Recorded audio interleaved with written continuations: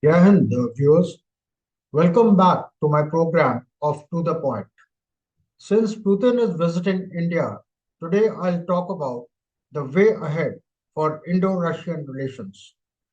You'll be surprised to know that Russia established formal diplomatic relations with India in April 1947, much before our independence. Despite of Cold War, our bond grew stronger and stronger, but 1971 was a real turning point. It was in April 1971 that the Indo-Soviet Treaty of Peace, Friendship and Cooperation was signed between both the countries. This turned out to be a game changer for India, whom USSR supported during 1971 Indo-Pakistan War. In 1993, when USSR collapsed, this treaty also ended, but a new treaty of friendship and cooperation was signed with Russia.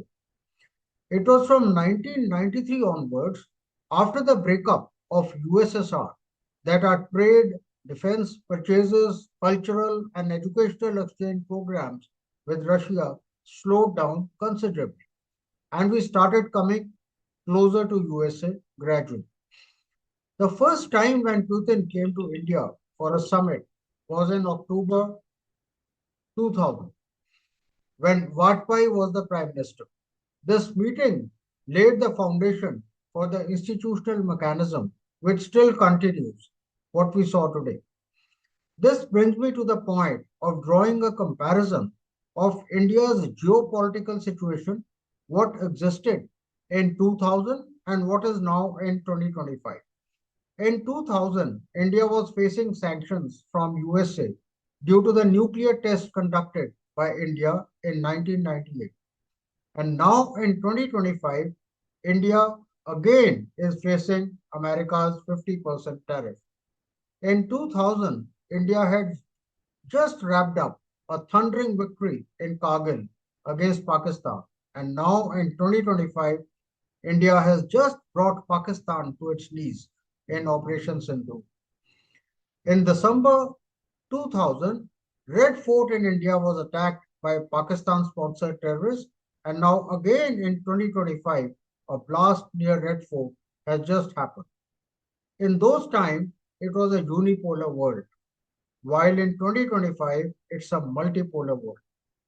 But what is important to note is that in the last 25 years, both India and Russia's geopolitical status has grown multifold, militarily and economically. Today's visit by Putin will be his first visit since February 2022, since Russia invaded Ukraine. Now, despite of India's diversification of its military needs, India still has 60% of defense equipment from Russia and is dependent on Russia for spares and for servicing its aircraft. Now, coming to S-400 air defense equipment, in 2018, India bought five S-400 air defense batteries from Russia, but so far has received only three batteries. This we bought despite of USA's sanctions. Two batteries are still pending, which India hopefully would get expedited after today's meeting. There was a delay in supply of these batteries as Russia got embroiled in the Ukraine war. The list of defense equipment or collaboration with Russia is endless. Sukhois, BrahMos missiles, stealth frigates, AK-203 rifles, etc. Apart from defense purchases, we need to address the trade imbalance, which is more important at this critical juncture. Defense, oil, and energy are the three pillars on which our trade with Russia is built. Bilateral trade with Russia is $68.7 billion. India exports $4.9 billion, whereas Russia exports to us items worth $63.8 billion, which is mainly oil. Now we have set the trade target for $100 billion by 2030.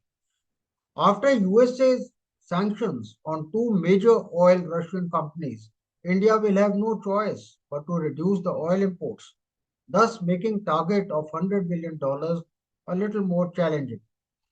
Now, in the summit, there would be progress on Labor Mobility Pact, on the partnership in the Eurasian Economic Union.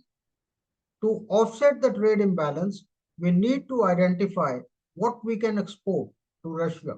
It could be more of our agricultural products, pharmaceuticals, auto components, fertilizers, seafood, carpets, hosiery, or leather products. We must increase our exports at least from $5 billion to $8 billion, I think, which is achievable. Though we can't match Chinese trade with Russia, we must understand that the Russia depends on China for trade. Can you imagine? It is Russia has a trade with China of $245 billion compared with ours, that is just $68 billion. However, Russia has always supported India at the forums such as United Nations Security Council, sometimes even going against China. The main challenges in our exports to Russia is basically the connectivity and the longer trade route to Russia. Now, here the international north-south corridor would be an important trade link with Russia via Iran, which will cut down the travel duration from 45 days to 25 days via Suez Canal in the near future. After this meeting, there will be hope to strengthen the rupee ruble trade and the related banking system. We just heard that Russia is also trying to expand the bank which has already has in India. Russia has been the only country which has invested in India in the nuclear energy sector. We already have six 1,000 megawatt Russian nuclear reactors. They are all part of Kudankulam nuclear power plant in Tamil Nadu. Two are operational while four are under construction or being planned. However, additional small and medium nuclear reactors will certainly help us in reducing our carbon footprint. Relos Pact is another thing, that is reciprocal exchange of logistics support pact with Russia signed now will give us landing and docking rights and will help us in joint military exercises. The bottom line is that India should continue to strengthen its defense and trade relations with Russia, but it should not be at the cost of its strategic relationship with USA and our trade relations with Europe. Thank you and do subscribe to my channel of To The Point.